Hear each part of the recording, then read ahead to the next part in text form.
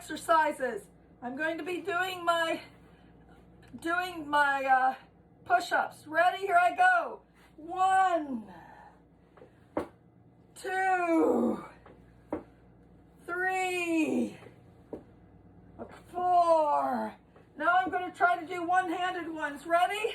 Here I go.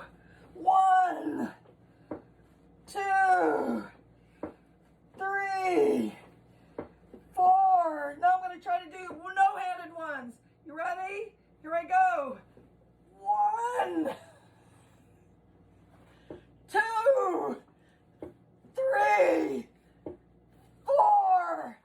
Man, that is really tough. You have to really use your abs to do that. So just wanted to show you, if I can do that, you can get your schoolwork done. All right, do it. Hop two, hop two, hop two, hop two. Let's go, guys. Okay, I'll see you later. Woo! Whoa, yeah. Hop two, right, left, right, left.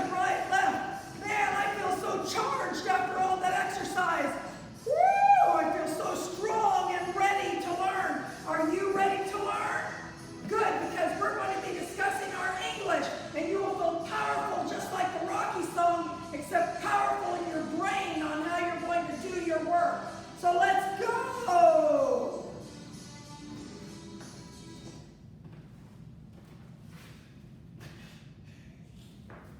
Okay, you ready? Okay, let's look at lesson 115, Planning with the Story Map. It's story drafting. Now that we've already talked about, like yesterday, we talked about the beginning, the middle, and the end. And you filled out yours on what you're going to put in that. Remember, in the beginning, you introduce the main character, you tell the problem, and you tell about the setting. Now, I put Walking Stick as a stick who lives in the city, that's where it's at, and he rescues bugs. That's the problem he always has. Now, in the middle, it tells more about the problem. The ladybug falls into the sewage drain. And then it tells the way the character is going to try to solve it. I put, he makes a plan to rescue her. The very end says how the problem is solved. In mine, as he enlists other bugs to help him find her and to get her to safety. Now, in your story, you need to already have had this laid out. And now we're going to talk about what you're going to do to make your own draft. But we're going to discuss it. Because in your own draft, it says that you need to decide which beginning is your favorite. Think about different ways you could start it. Sometimes you can start something with a question. But you want your first sentence to get someone's attention. Because if you just read and it goes, they went to the store. Okay, that's really cool. But if you said, they went to the most interesting store that I have ever seen in my life, you're going to want to know what that store is. So you want something that will get a question, or have you ever been to something like that? What if? That's an interesting way to start writing a story. Now, you also want to have a good ending. You just don't want to be da-da-da-da-da, the end. You want to be some sort of ending that is great, that it shows excitement, just like my workout that I did today. You know, you want something to be exciting so that the person will want to read what you've written about. Now, sometimes too, when you say something, it was a nice day. That's great, but see, listen to this one. One summer day, Lisa walked up the road with her backpack. That's a big difference, isn't it? Because now you can imagine her walking with a backpack instead of it's just a pretty summer day. Okay, now, some other things you need to think about is, where is Lisa going? Why does she have a backpack? So when people read your story, they're going to want to know what you're going to be talking about next, because it's exciting to read. Now, remember, both in Angela and Zachary's stories, they end happily. Angela's story, Brushy was happy that Mrs. Chipmunk was able to use the acorns to feed her family. Zachary was real happy because his dad thought about him being stuck in the house, like a lot of you are right now, and to some of you in apartments don't have even yards to play in that much. So that's even more frustrating. So you know that feeling, but his dad made other options for them so that they could have some fun. Not just video games, but fun stuff to do. Now, you need to think about as you're writing, you know, something maybe interesting you didn't think of before that you can put in your draft. Okay, don't forget too, as you're writing, when you're writing, make sure you remember, because I gave you one that says draft. I gave you a paper, it's not as dark as this, but I did this for the purpose of you guys seeing it, and it says draft. Just like the one for when you did your letter. Okay, this is your draft. And so you'll notice on your draft paper, just like this shows, there's a red line on one side and a red line on the other. Sometimes there are some papers that don't have that, they only have it on one side, and that's okay. So you can just imagine another line that's about the same distance over. But most of the papers have it, some do not. But they always have one on this side if you have lined paper, whether it's college or whether it is normal, they call it wide lines. So I tried to make this look similar to what you have in your book to explain what we're going to be doing next. But that's your draft. Remember, you're going to be writing at least 4 to 6 sentences for the beginning, 4 to 6 sentences for the middle, and you're going to write 4 to 6 sentences for the end. Maybe have a surprise ending that we didn't think you were going to conclude. That would be pretty cool. But I know you guys have great imaginations. I've already seen a few that have already been written, because some of the people did that first, and even though that might not be the right timing, they did, and it's pretty cool. So, that's what you're going to do with your draft paper. Now, after you do your draft, we're talking about lesson 116, the story revised. Once you've written your draft, your parents need to look at it to correct your spelling and to correct any mistakes, or maybe you got your time, like you talked about something that happened later when it should have been up here. It's time for you to correct it and revise it and fix what needs to be fixed. Sometimes you might want to add something to it or take something away, or maybe add an adjective to make it more creative. You know, so let me turn to that. Okay, now on this, your page is going to be 215, because this is what tells you how to revise it. So page, sorry, it's not that dark, let me get something else.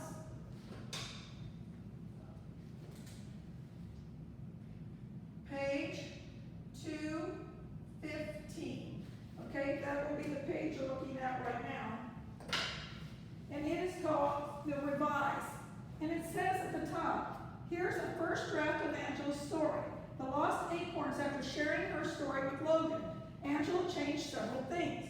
Now remember, the word colorful words does not necessarily mean red, black, yellow. It could be just exciting words, you know, different words like beautiful or small or large or enormous, or, you know, words that fragrant, and like in English when we were talking about all the adjectives, you know, that we were doing earlier in English about things of how many or how what kind, and those, and learning how to do things, the taste, the smell, you know, the sight, all the different ways you can describe adjectives that will help you to make it more interesting. Logan thought a tree and Rand could be replaced with more colorful words, and they changed the words. What change did she make? And also on the ending, Logan wanted Angela to tell how Brushy felt at the end of the story.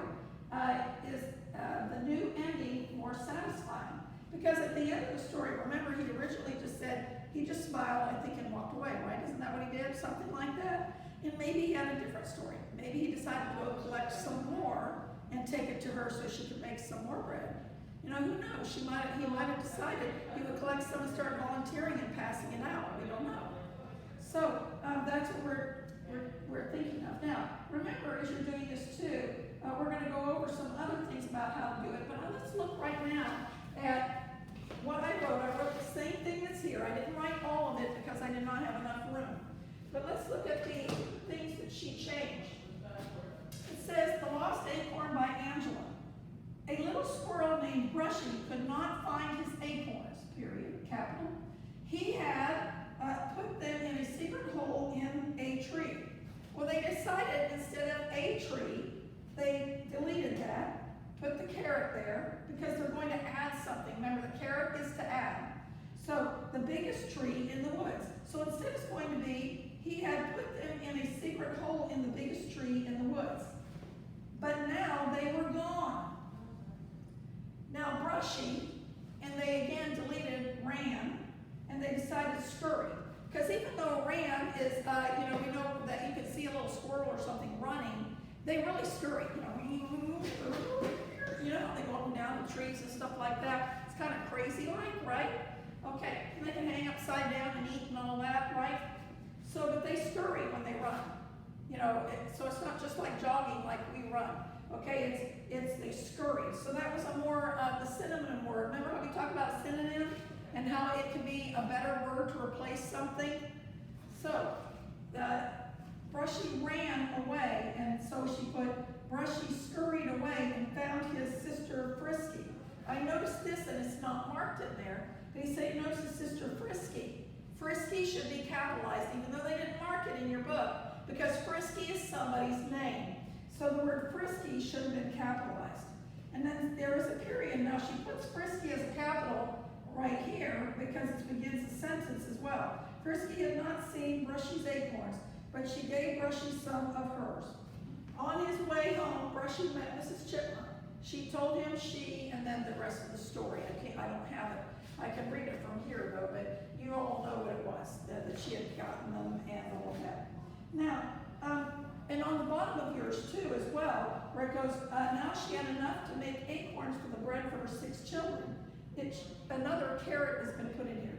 Brushy just smiled and went home. And so that was a very sweet thing that he did, because he didn't get angry. He could have got angry and like, what? You know how long it took me to get those acorns and you just take them? Don't ask anybody whose acorns they are. You have to know they didn't all fall in that hole. But he didn't do that. He had a kind spirit and had a kind heart, and he knew that she needed those to feed her children. So it made kind of a sad situation into a happy situation. So you can add all kinds of things to change your story. Now, when you read your story aloud, answer these questions about your story. Does the story have a beginning, middle, and end, like we talked about? Does the beginning of the story make you want to keep on reading? Or does it go, okay, I'll read it because, or you go, whoa, well, that's kind of an interesting thing. I wonder what's going to happen next. Especially on a make-believe story, you can come up with all kinds of stuff. Okay, 3, does the story have a satisfying ending? Like, does it end and you go, wow, that's really cool. Just like Brushy, not worried about it, smiled and walked away because he was happy someone could enjoy them who really needed them. So we could have a pretty cool ending. Okay? Could the story use more colorful words like we were talking about? Like pretty, unusual, several, many, a number of how many something is, or, soft, rough, or loud, or quiet, whisper. What are some different things, like if the sun is shining in your story, you could say the burning sun or the searing sun, because when you're out in the sun a while, it's like, it's baking my skin, right?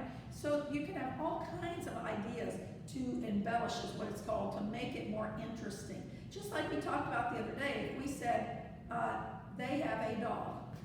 Well, that's really good, you can imagine a dog, but you have no idea what kind of dog it is, right? You don't know if it's a short dog, medium dog, or a big dog. You don't know what color it is. You don't know if it has spots. You don't know if it has more than one color. You don't know. But if someone describes their dog and they say, my dog's about knee high, and he has a collie, looks like a collie in the front, but he has the back side is like a Doberman or something like that. You can imagine, okay, I know what a Doberman looks like. I know what a collie looks like. So they have a pointed nose, and they're probably black and brown because a Doberman is. But they might have a little more fur to them too, because a collie has a lot of fur. So you can start imagining what that animal looks like.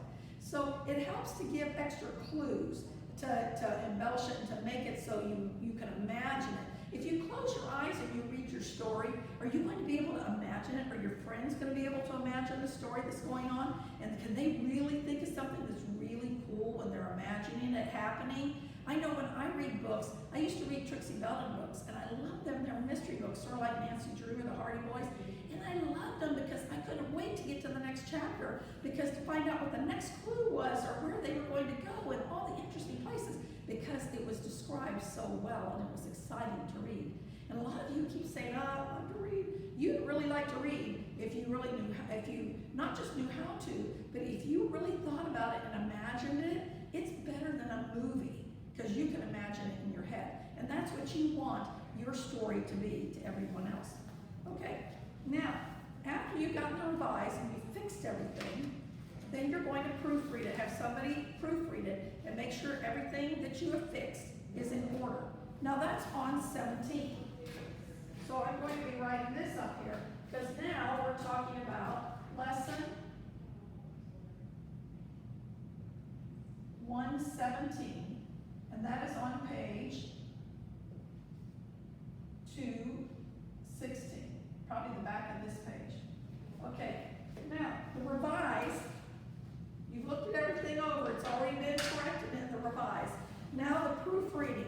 If you look at the proofreading, it's a time to recognize, identify and correct the form of writing in the paragraphs, recognize the errors using proofreading checklist. The proofreading checklist is on the bottom of the page. Okay, so this is again, and it's funny that I corrected a few things that they did not have already, and on this, and how when she wrote it, remember how we talked about this? Here's the proofreading, and she even catches more things, because remember, this should be indented, so it should have started over here, and everything else comes out to the side. So that would be the proofreading. Whoa, this A needs to go over there. So that's one of the things. Frisky needs to be capitalized. And in this one, Mrs. needs to have a period after the Mrs. I already did it because out of habit I do that. And so when it said biggest tree in the woods, this now, since this has a period, this should be capitalized too. So there's a few things that they didn't catch the first time they went around. Okay, and this was supposed to be like this, so it shows that's where the period goes right there at the end of Mrs. Because Mr., Mrs., Miss, they have a period at the end of them. Now, that is the proof. When you proofread, you look back over and see if there's anything else before you do your final copy. Because even in professional books, sometimes the published thing, we find things, mistakes as teachers, that they make mistakes at. There's not very many, but sometimes there is. So let's look at what this says. We've already read this and checked and saw the mistakes and put it over there. So when you proofread your story, check each box of the proofreading checklist. Each time you proofread your story, use proofreading marks to mark the mistakes. Here's your checklist. Let's go together. Number 1, did you put a capital letter at the beginning of each sentence? Check it and see, and if you did, check it off.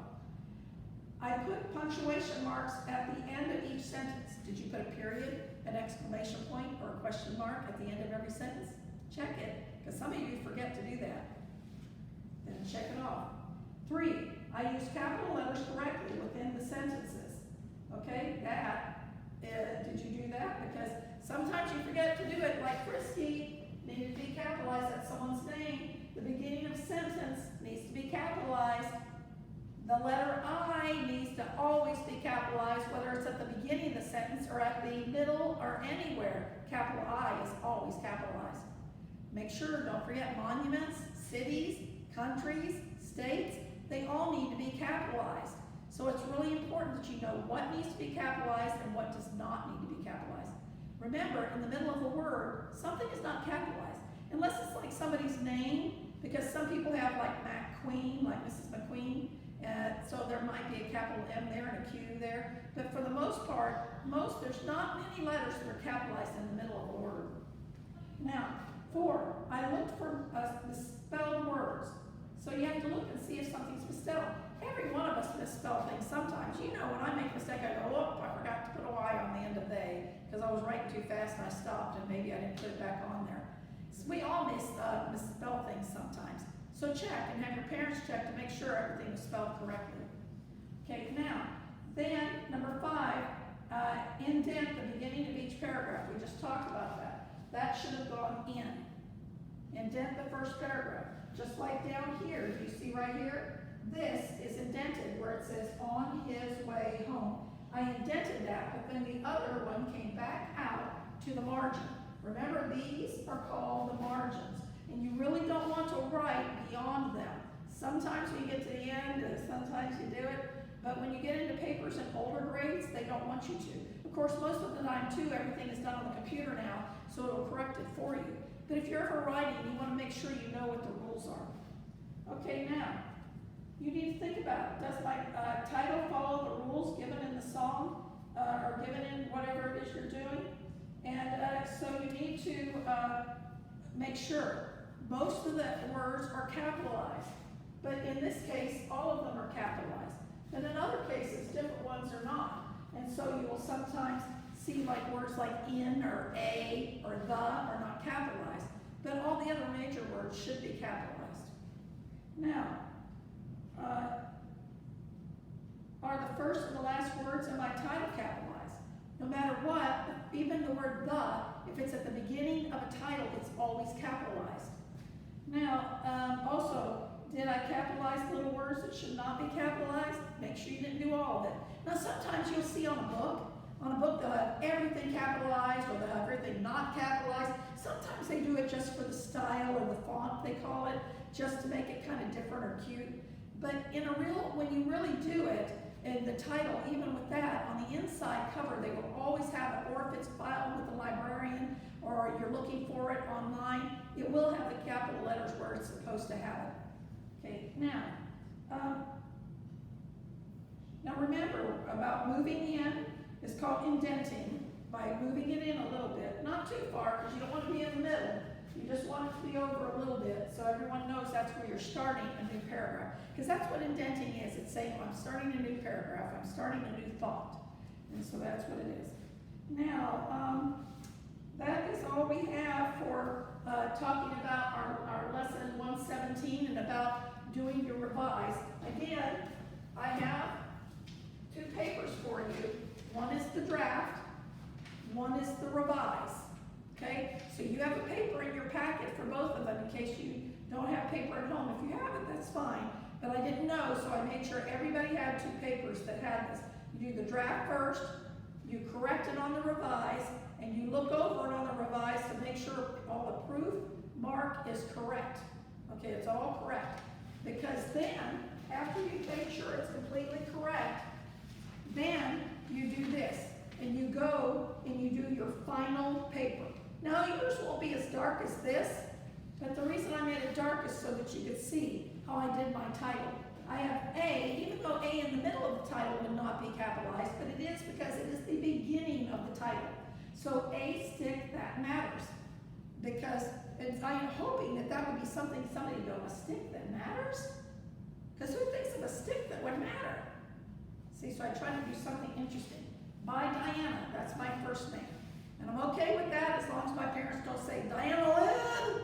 They say Diana Lynn, and then I'm like, or is that the same way with you guys? You get your middle name called? It's like, whoa. Anyway, so, and then I indented and said, have you ever heard of a stick with a keen sense of hearing? So I tried to make my first sentence something somebody think, sticks can't hear. But remember, you already know how I've decided and the character I've picked to write my story with. It's about a walking stick, so you already know. But if you didn't know my character was a walking stick, wouldn't that be an interesting thing to think about? So that is what you want to do. You want to have an interesting topic sentence. Have you ever heard a stick with a keen sense of hearing? If you have not, if you did not know what I'm writing about, I don't think any of you would think a stick could hear anything. So think about who your character is and have an opening sentence that would be extremely interesting that people would want to know. The other thing is you're writing, make sure that you skip a line after your name and then skip every other line. When you get to the bottom, don't go, oh, I ran out. Because guess what? On the back, and I know this shows through, yours won't show through. I did it in dark so that you could see it for the purpose of this. So it will not show through when you're using a pencil. But you're doing every other line. Number one, so we can read it better. Number two, if you ever are doing a paper when you get older, they want the line spaced so they can correct something or give you some ideas to make your paper better. And so that is why there's space between every other line. So that part is on, I believe, lesson 118. 118 is what that page is, and if you look at the bottom of it, it will say, English 2, chapter 12, lesson 118. And this is specifically for you to write and publish your final story. Remember also, you want to write with your neatest handwriting. This is not the paper to rush on. You want this to really look good, just like you've done all year long when you've put them out there. And we've had other teachers, even high school teachers, come by and say, wow, they write better than the high schoolers. That's what you want to have happen. Now maybe we can teach them a lesson. How about that? So, on lesson 118,